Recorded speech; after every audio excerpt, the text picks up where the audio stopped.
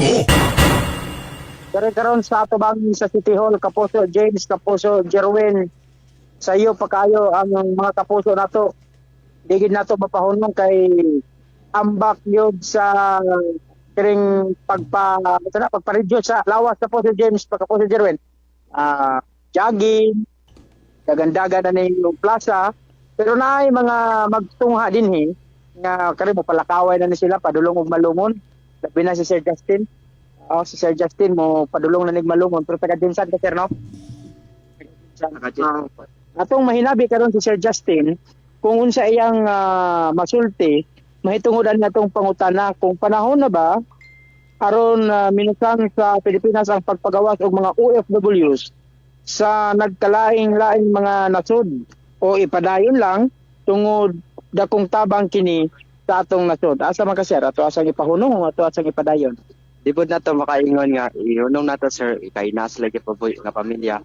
So if better na lang siguro is pray na nato kay Lord nga walay may tabo sa ilang lain. Mawala to sir. Oo. Pero sa imo ang lantaw sir, karon ang uban man gud na dito sa Middle East kay kita nimo sa ilaba ang kahadlok, nangalisang sila labi na nga dito lang nila na experience ng ingana baga dagko kay mga buto nga ilang madunggan niya. Siyempre na po'y pamilya nila nga gahulat sa ila nga gusto nila nga makita pa nila ilang pamilya pag-abot kini nga kuan na kuan nila ba mahalubilo pa nila nga buhi ang ilang pamilya. So ingana nga sa imong lantaw, so ingana nga tungod lang sa pagpaningkamot para makatabang sa nasod ibuwis ang imong kinabuhi dito. Ingana ba? Ang sa reaction na sir. Oo. Na pud nga permanente na lang naigira sa Middle East is better na lang guro kung sa lahi nga country na lang ka magtrabaho or dirian na lang siguro sa Pinas kay dakan naman siguro. Pero sa imo sir dako gid katabang ang mga OFWs diri sa tuwa sa nasod. Apo sir, dagan pag contribute ang LFW sa to. So may murag maminsahe nimo sa gobyerno para hatagan ko nila og karang kuan. Hatagan nila og pamaagi ba himuag pamaagi nga dili maunsa ang mga OFW nya basig mapangitaan laglain nga nasod nga asa sila safety. I-priority lang safety sir tapos para tutas ipa-pray na nato sila. Ikaw OFW mo mama? Dili po. Ako kita ra po. Kita asa karon Sa Dubai po. sa Dubai. So maapektuhan ba na sila? Okay, Jun. Yes. Okay, Jun, salamat kay nga tuan na siyang na hinabi diha Jun no kay iyang ako lang ikuan Jun ha. I-recap lang nako kato iyang istorya kaganiha.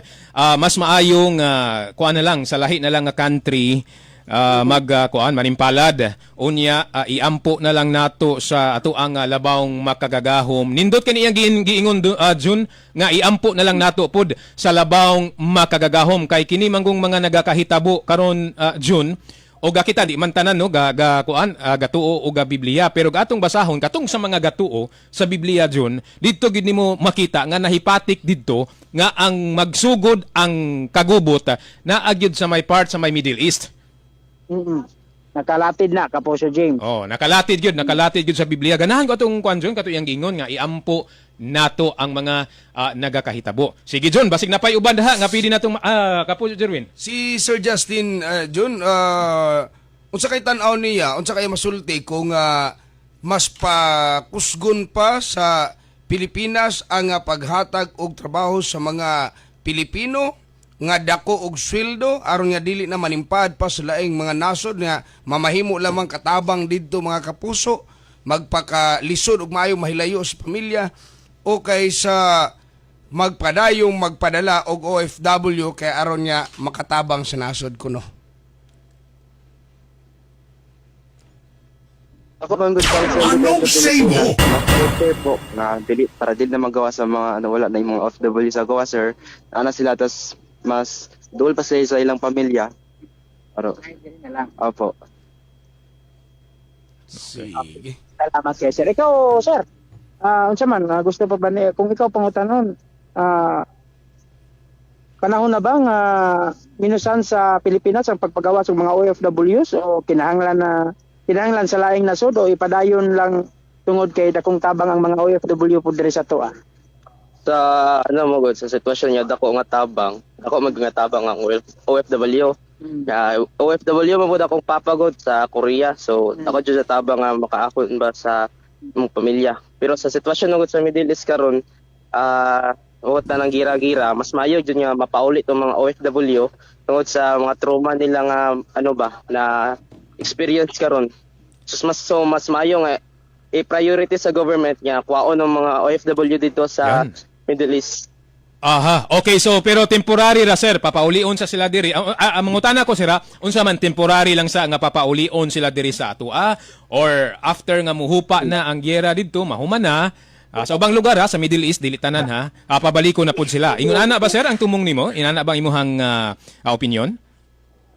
Yes, ako ang opinion mong good sir, paulion ang mga OFW sa Middle East.